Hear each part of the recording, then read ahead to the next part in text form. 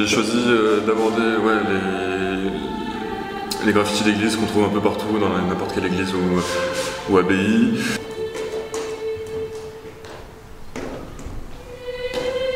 Où on voit les gens noter, graver ou peindre leurs pensées, un peu comme dans un livre d'or ou dans un mur de lamentation. Donc on passe de choses complètement futiles, des gens qui marquent le nom de leur amoureuse ou des choses comme ça, des choses plus sérieuses, plus solennelles, où des gens évoquent des proches morts ou des choses comme ça.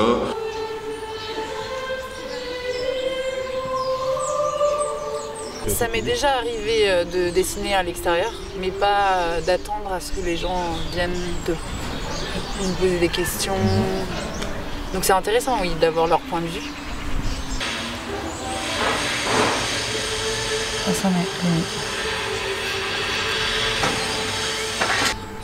Et donc moi je prends juste des plans, des points de vue. Je vais faire différents points de vue avec différentes techniques pour essayer de mettre en valeur l'édifice. Voilà.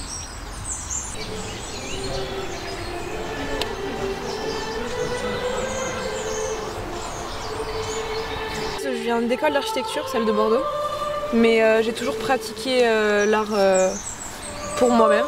C'est vraiment le premier événement que je fais avec une asso et en extérieur avec du public, etc. où je peux vraiment, où les gens peuvent vraiment voir ce que je fais et où je peux dialoguer avec eux et savoir leur point de vue et ça peut enrichir toutes les parties. Enfin, je trouve ça super intéressant.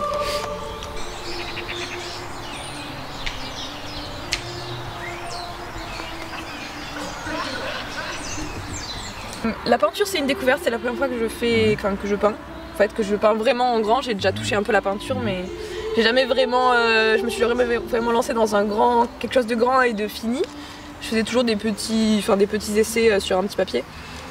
Et par contre, le style, non, ça fait des années que je le développe et c'est vraiment quelque chose qui vient de l'intérieur et qui me plaît et que je peux pas faire autrement en fait. J'absorbe un peu tout ce qui se passe autour de moi et un peu tout ce que je trouve riche et intéressant et après ça tourne dans ma tête et ça ressort comme ça d'une façon ou d'une autre en fait.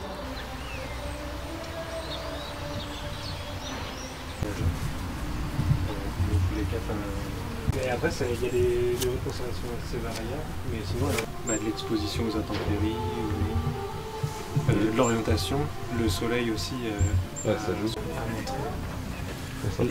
Il suffit d'avoir des noix de Galles. Donc en fait, c'est les parasites qu'on trouve sur les chênes. D'accord.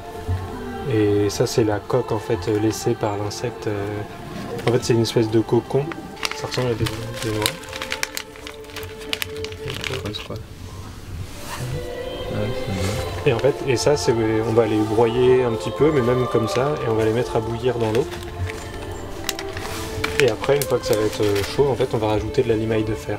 Enfin, des sulfates de fer, mais on peut prendre du fer et faire un peu de limaille, et du coup, ça colore directement. Ah ouais, ça réagit avec le... Ça réagit avec le fer. D'accord. Et du coup, ça permet de fabriquer de l'encre. On va extraire du coup le rouge. Particulière de voir que c'est de l'encre qui est réalisée comme celle-ci. Ouais, de dater un peu.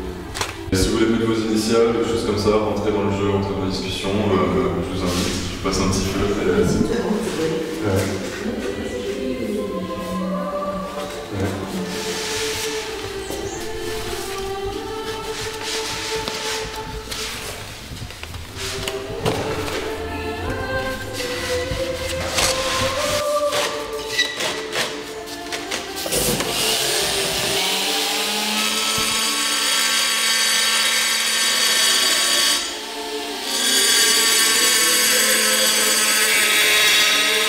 Donc voilà, j'ai voulu aborder ce sujet parce que je trouve ça très représentatif un peu de la folie humaine, de la bipolarité humaine, où sur 10 cm² on va retrouver tous les thèmes de la vie, avec la vie, la mort, la haine, l'amour, le pardon, le regret, puis toutes ces choses-là. Donc voilà, j'ai essayé de condenser ça.